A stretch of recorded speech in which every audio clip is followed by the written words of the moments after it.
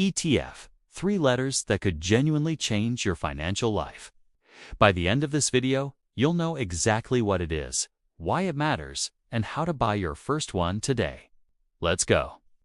Quick question, do you have money sitting in a savings account right now, earning basically nothing? Like 0.01% interest. That's not saving. Gosh, that's just watching inflation eat your money slowly. And here's the thing, it's not your fault. Nobody taught us this. School gave us algebra and essay writing. Nobody sat us down and said, here's how to actually grow your money. That gap ends today. So, what is an ETF? ETF stands for Exchange Traded Fund. But forget the name. Here's what it actually is. Picture a grocery store. You could walk in and buy just one apple, one fruit, one bet. If it's good, great. If it's rotten, you've got nothing. Or you grab a shopping basket. You throw in an apple, some bananas, oranges, grapes. Now, one bad fruit doesn't ruin everything. You've got variety. You've got protection. That basket. That's an ETF. Instead of buying stock in one company, one apple, you buy a fund that holds hundreds or thousands of companies all at once. One purchase, one basket, instant variety. Buy a total market ETF and you're not betting on Apple or Amazon or any single business. You own a tiny slice of the entire stock market. All of it. At once. And here's the part people don't expect: ETFs trade on the stock exchange, just like regular stocks. You can buy and sell them anytime the market is open. The price moves in real time. No waiting, no lock-in periods. The best part? You don't pick what goes inside.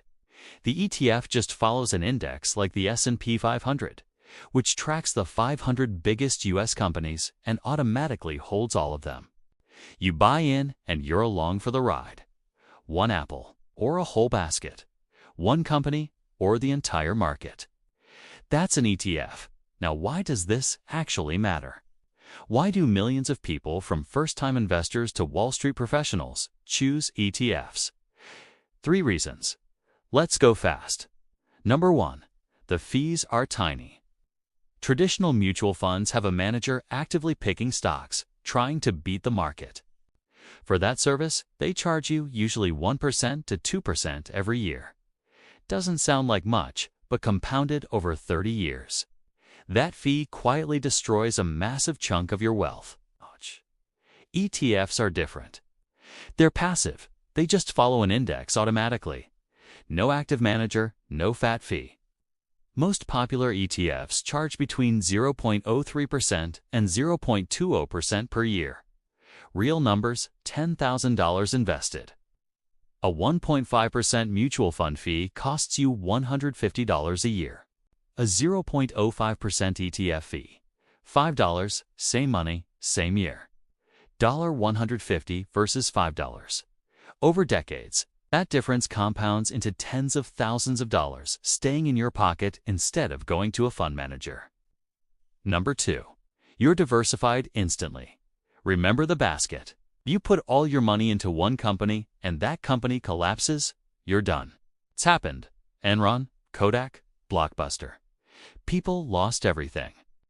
With an ETF holding 500 or 1,000 companies, no single failure can wipe you out. You buy one share, and you instantly own a piece of tech companies, banks, healthcare firms, retailers, energy companies, all of it. One click. Number 3. You don't have to pick stocks. Here's a secret the finance industry doesn't love to advertise. Most professional fund managers, with their Ivy League degrees and teams of analysts, cannot consistently beat the stock market over the long run. Study after study confirms this.